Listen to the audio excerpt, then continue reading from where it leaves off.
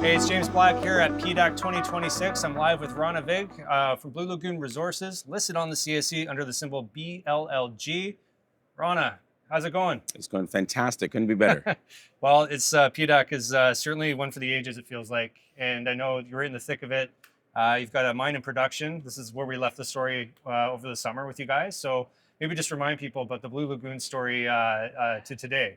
What's happened? The key is what you just said. We're only one of 9 companies to be permitted in British Columbia in the last decade, Yeah. right? So, and then that was last year about this time. And then in July, mid-July, we kind of did an official opening.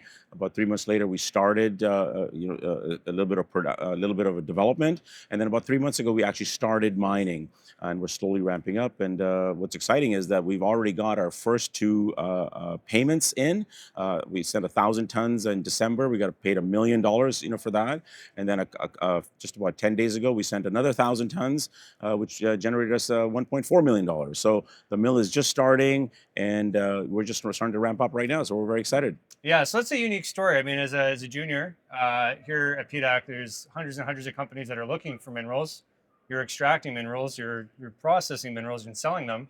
How does that impact your planning going forward? You now have cash flow to support your project and Yes. other endeavors. Well, it's interesting because, everybody's excited about the mining aspect of it because A, it's rare, and 2, because of the price of gold, this will generate, a lot of cash, right? I mean, to me, it's like an ATM. Every day I go up there, more material comes out, we get cash. But really, our story is exploration. We believe we have a district scale exploration opportunity here. We have an 18-kilometer strike length that we haven't touched. We have a 22,000 hectare property, one of the largest in the province. So majority of it not explored yet, right? And we have a lot of different perspectives. So how this is going to affect and change is that we're going to get this free cash flow into the company and allow us to then deploy that back into the ground, right? Yeah. Which is the key.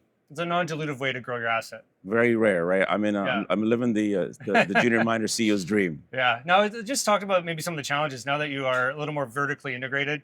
Obviously it was a heck of a job getting to the mine opening. We saw the ribbon cutting and all the stakeholder management involved with that, and obviously regulatory management. But now that you're more vertically integrated, you're going to move the ore. What challenges does that present? Because now you're exploring, you're selling. Just as an operator, how does that make your life a little more interesting? Well, look, any operation, doesn't matter what business you're in, always has challenges, whether it's human resources, whether it's production, there's numerous challenges. So, mining has its own.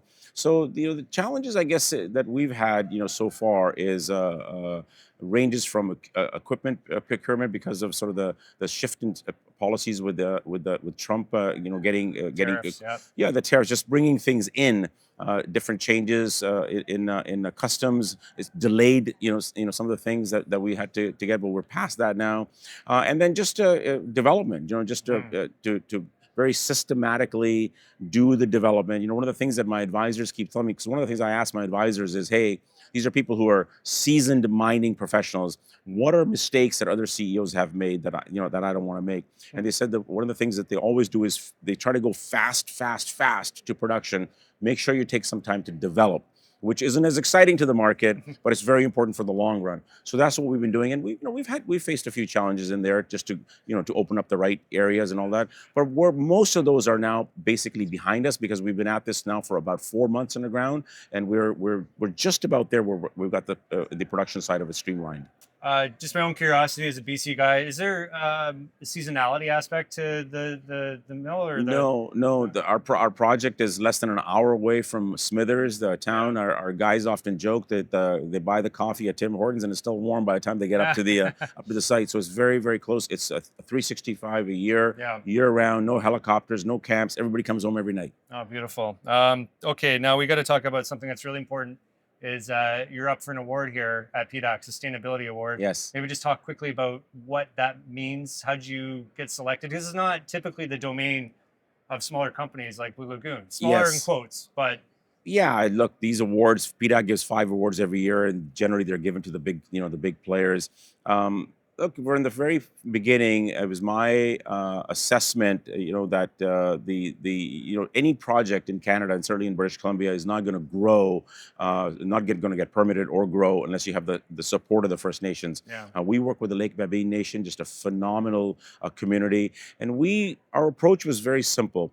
The most basic things, it seems a little silly for say, but it was just about transparency. We just sat down with them and said, look, what's important to you? I didn't preach to them that we're going to give them jobs and contracts and this and that. I asked them, what's important to you? And they came back and told us, Yinta, meaning be one with the land. We understood it, we implemented it, and every single day, not only do we talk about safety, which every mining operation does in the morning, but we talk about Yinta. So small examples that resonated, with the community, and the chief nominated us. It's never been done before. Right. Nominated us to the nominating committee at PDAC, and you know what? That was enough for us, to be honest with you. And then PDAC informed us that, hey, you guys are the winners this year, and in a couple of days at the awards gala, we're gonna be presented this award. That's amazing. Well, congratulations. It's a real honor to see you get that. Going forward, let's take a quick look ahead now. You see this market and the show and the activity. What does that mean for Blue Lagoon? How are you going to capitalize on this Cash flow, man. I mean, I'm telling you, the cash flow that this will generate is going to be tremendous. That's going to really get us a seat at the big boy table, and that's going to allow us. We have all sorts of discussions going on right now, but the key is really to redeploy that capital back into the ground, because we believe we have an 18-kilometer strike length, a district scale opportunity here with a multi-million-ounce deposit. And that's what we're going to go after now. That's awesome. Okay, Rana, just last thing, you are trading on the CSE under the symbol BLLG.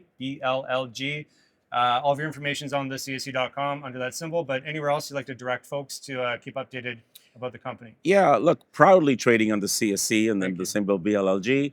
Look, our website is generally, up to date. My email is there. I love engaging with investors and shareholders. So, www.bluelagoonresources.com is the best place to get all the information. That's awesome. Thanks so much, Rana. And for those viewing today, thanks for watching. This is James Black, live at PDAC 2026 with Rana Vig, CEO of Blue Lagoon Resources.